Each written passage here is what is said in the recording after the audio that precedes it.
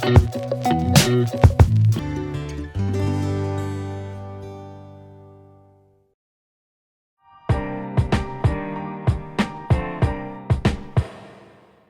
guys, and welcome back with Kat. Have you been in the beauty aisle lately? Isn't it overwhelming the amount of options available to us for body lotion, face lotion? I mean, you'll even see options specific for dry skin, itch relief, firming lotion, and not to mention the ingredients list is super difficult to read.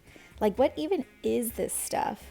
I find it humorous that a product will say 100% virgin coconut oil, yet there's 30 or more items on the ingredients list. In today's video, I'm gonna take you back to the basics and show you how to make your own tallow body butter. It only contains 3 ingredients and I promise you can pronounce them all.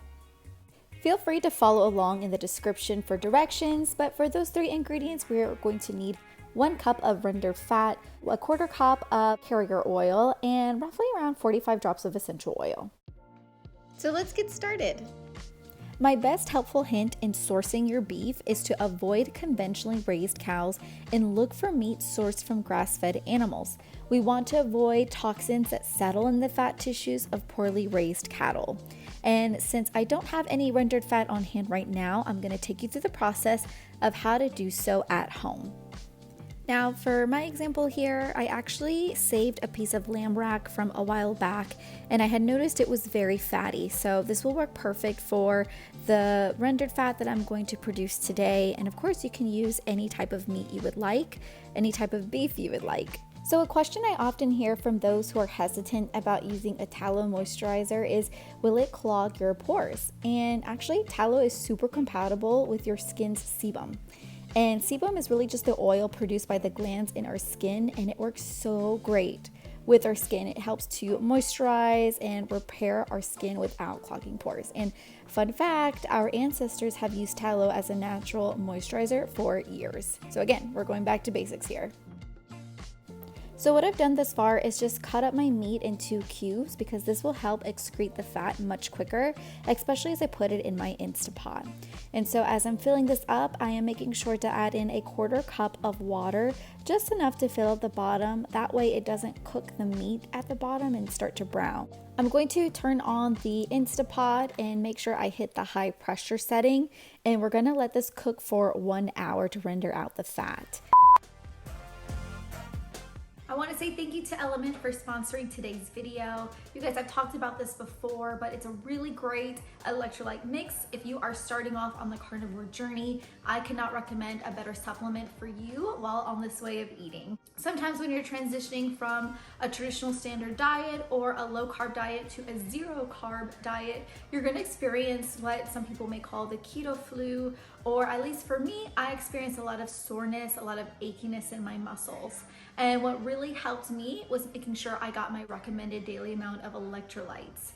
My daughter told me to try out. They actually helped me a lot. They have several different flavors for you to try out. My favorite is the raw unflavored option because it's simply potassium chloride, magnesium, and sodium. No nonsense ingredients. So head on over to drinkelement.com/cativore for a free sample pack with any purchase. It's so good, even your dad will love it. All right, we are back. So the Instapot is finished cooking and I'm just gonna share with you what the results look like. So I've got a big pot full of rendered fat. So I'm gonna isolate this by removing in the meat. Just for context here, I used roughly 2 pounds and 4 ounces of meat, and therefore it resulted in roughly 3 cups of rendered fat. But just to keep in mind, we only need 1 cup for this recipe. Now, there's still going to be some leftover meat and pieces from the meat in the bottom of the pot, so I'm going to filter this twice. First, going through the strainer just to capture those large pieces. Now, another question I often hear is, will I smell like beef if I use a tallow moisturizer? This question's kind of funny. So honestly, tallow does have a natural mild odor, but it can easily be fixed with essential oils. And it's not like it stinks or anything like that. So it's just something to get used to, but I don't find that it inhibits my day-to-day and it doesn't stop anybody in the streets. So that's some good news. So my follow-up filtration process here is just to strain it once again. You can use a cheesecloth. I'm just using a scrap of fabric here that's very similar to a cheesecloth, but it's going to just capture the remaining residue that I don't want for my final product. So I have a stainless steel bowl here that I'm using specifically for just creating tallow moisturizer, and I'm going to filter through the entire batch that I have here. And so I'm just going through one by one in each cup until I'm finished. Another question that is often asked is, can you use lard as opposed to tallow? And you certainly can, because it's just as gentle on the skin and it promotes collagen production. So don't worry, it won't clog your pores either. Now, because I'll be using essential oils, I'm going to add in a 1/4 cup of carrier oil per 1 cup of rendered fat. Now, I am using just the orange and lavender essential oils because I really love the combination of these two scents. But of course, use whatever options that you like. The essential oils I'm using is from Eden's Garden, and I just opted for the Around the World selection, which comes with 6 vials, and it's your most commonly used scents too. So I've been loving this, it's really great, and so I totally recommend it, not sponsored.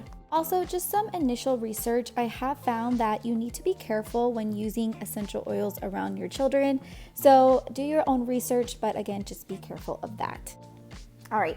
Now that we've allowed for our tallow product to just settle at room temperature, you'll notice it starts to stiffen up a little bit.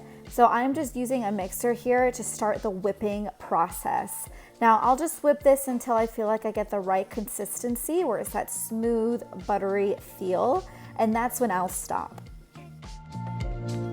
Another helpful hint here is if you follow the same process as outlined in this video, but you halt before using a mixer to whip your butter and allow this to sit at room temperature, the product will actually form into a solid balm. So if you're asking how to store your whipped body butter, I totally recommend keeping this on hand for up to 3 months. Any natural homemade product you're gonna wanna use immediately. But if you wanna keep this in the fridge, I would have this up to 3 months. And just notice that as you get closer to that 3-month period, that whipped quality is going to reduce to a thicker cream versus that whipped texture. But note here, I am using glass containers with a airtight seal, and so you can use that or you can use some stainless steel material.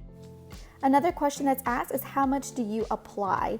And so if you apply too much to your skin in one area, it will take a while for your skin to absorb it, and it can leave you feeling greasy even though it's not. So just remember, a little goes a long way. If you're asking if this can be used on your face, it most certainly can be. I use this as a face lotion, a body lotion, and it really has been helping me with my eczema since it's gotten pretty bad on my right hand. But yeah, feel free to use it all over. And does this work well under makeup?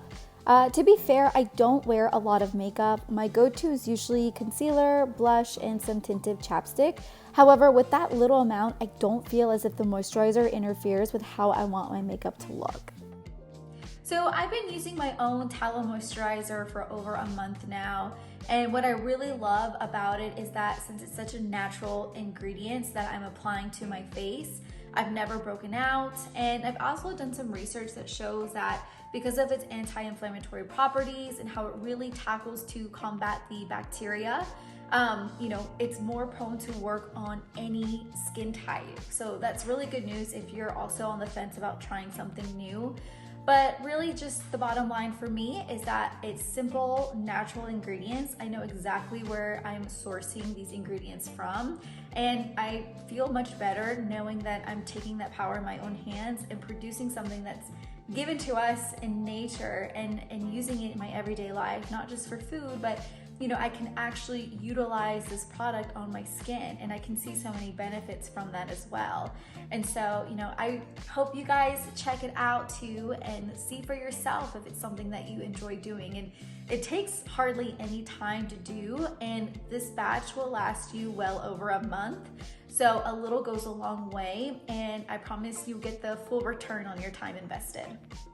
That's it, everyone. Thank you so much for sticking around, and if you haven't already, please go ahead and subscribe. Look forward to seeing you in the next one.